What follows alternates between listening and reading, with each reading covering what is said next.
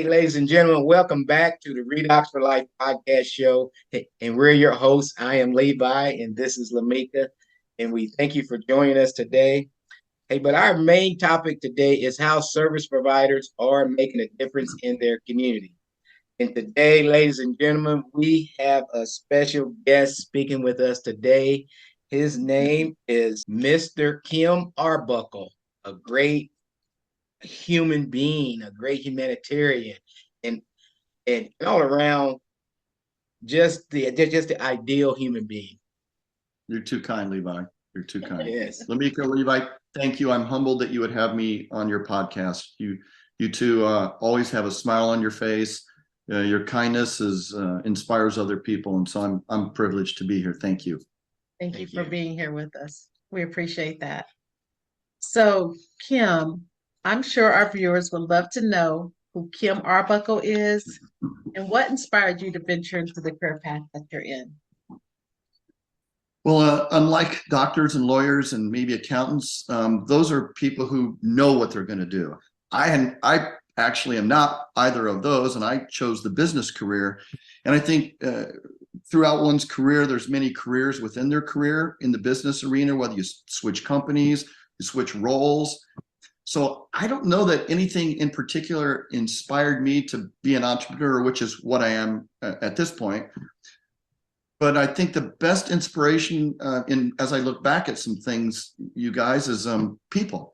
One person was a very important person who was a vice president that I was around right when I started my career. And I can still remember how he made me feel, which was wanted, appreciated, and his kindness. And he was such a great listener. He asked me questions, and I was nobody, and this guy was a big deal. And when I left being with him that day in just a simple driving him back to his office, I remembered how good I felt about myself and how much I thought that was important in a young person's life, to feel good and wanted and cared for. And so I asked myself, and back in the youth of that, was how could I help others and feel that way? Didn't know yet what the right answer was. And then a few years down the line in that career, I met someone who made me feel horrible in the way he managed people. And I said, I do not want to do that to other people. What is the best way that I can intervene and make people feel good about themselves and inspire them and lead them? And it took me to the entrepreneur path, where it's my decision in getting the people in my organization and how can I help them. So I think that maybe instead of me finding my path, I think the path found me, if that makes sense. So I think kindness that I was given that one day by a very important person is what led me to be an entrepreneur. And I think in business, never confuse kindness with weakness. And I always love people of my competitors or adversaries that if they view me as kind, they think that's weakness, but I think it's actually a strength. So that's kind of, it found me instead of me finding my path, I think, Lamika. Yeah. Excellent. Great. I love that. Yeah, that is great. It is awesome. I mean, including, the impact your parents had on your personality and your upbringing and things like that. Absolutely. Along with the gentleman, that you met, that, that vice president of the school, and has, has developed you to what you are today, which is you embodied everything you just described. And, and we're so thankful to be recipients of that, of receiving a Kim Arbuckle's, personality, his free spirit, his giving personality. We've experienced that, and it is awesome, and it's very impactful. It's it impacts our lives, to where it makes us want to do even more. You're And too kind. so, hey, you the best. Thank you. We Too appreciate kind, Levi. He speaks truth. I have to ditto that. There's Thank you, Lamika. yes, there's nothing more that I can really say with that. So yeah, we both appreciate you. Thank you so much. Thank you. Thank you very much. Yeah.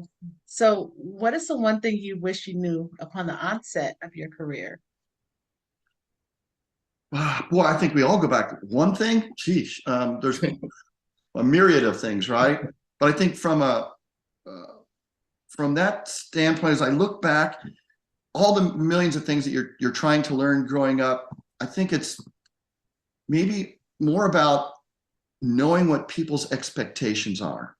If you can really see through the eyes of other people, put yourself in their shoes, understand what their expectations are, then I think you strive to exceed them. And there was a book that I read earlier in my career, two that I would highly recommend. One was How to Win Friends and Influence People by Dale Carnegie, caring about other people. That's so inspiring. But there was also one called The Experience Economy. And that, I think it was within me because the way I acted as a youth and doing some unique things, but it's about the mindset that goods and services, no matter what you're providing, yes, they may fill a void, but it's not good enough in today's world. And I think it's about creating unique, compelling experiences with those goods and services that are designed to exceed people's expectations. And how do you know how to exceed expectations unless you know what those expectations are? So I think and expectations, there's a lot in expectations. A perfect example is when we go to a hotel, we've made reservations. When we walk in, we have a set of expectations, right? It better be clean. When we walk up to the front desk, they better have our reservation and a room ready. And we walk into that room, we want it to be clean. Those are not simple things to do behind the scenes. It takes a coordinated effort. But if you walked into a place and it was dirty and they go, yeah, we had your reservation, but we didn't keep it. Sorry about that. Or if you go to the room and it's not been made up, you failed. So in everything we've done, we've had experiences that have set our expectation. Now is the time to create those compelling, and sometimes they're scripted. You do it on purpose. You can't make it fake. It has to come within you to make it seem inspiring. But if you can exceed people's expectations, now you've differentiated yourself from other people. Your goods and services are now added value, and those people appreciate added value. So it's about scripted experiences. Way back in the day, there wasn't a big hoopla around people, husbands asking their wives to marry them. Today it's on, they got balloons and airplanes, but back in the day, no one thought about that. But today people do that because it's unique. It's a scripted experience designed to exceed expectations. So if I knew today what I knew back then, I would always have been scripting experiences and differentiating myself, as opposed to just providing our service or our goods. Here's what it is. It should be good enough for you. It's not good enough. You got to create some value around that. So that's kind of wish I would have known back in the day, but it's still good to this day. Really remember about scripting experiences, and it's designed to exceed expectations, as long as you know what people's expectations are. Yes, definitely love that. That's great right there. The book, How to Win Friends and Influence People. Yep. Great book. It's so old school, and you probably you have that kindness and that smiling heart. You've probably read that. It's so old school, but hopefully it'll never die. If we're kind to other people and appreciate other people, it should be what life's about, right? Yes, sir. Yes, sir. I love that. Love Yes. that. That's nice. So what habits have you embedded to help you succeed, and what lessons have you taken from them? Well, I think one must define what success is to them, right? Is it money? Am I trying to be the richest man in town? Is it I want to have a great family? I want to have great friends. I want to be happy. And I think if you kind of pull all that together, in my success of what I was brought up with, it wasn't about money. It was about being happy. And then you have little subsets. It's a family. It's about spirituality. It's about your friends. And yeah, you're going to need to make some money. There's no doubt about it. And there's nothing wrong with that. But hopefully, there's not many people that's going to be the richest man in town unless you're Elon Musk or Jeff Bezos, right? So you've got to define that and put it in perspective.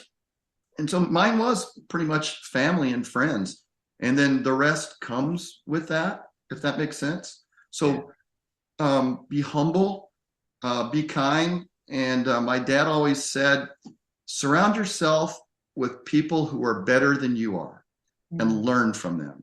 And that's what I've tried to do. And so that my father, rest in peace. It was a wise conversation he had with me one day about that. So Excellent. Love that. That's great. We love that. That was great. That's great. We love your input, your insight, and also your wisdom. You sharing your wisdom with us. Storytelling. Yes, definitely. And that's what it's all about. And anyway, this is going to go out, and people are going to learn from it.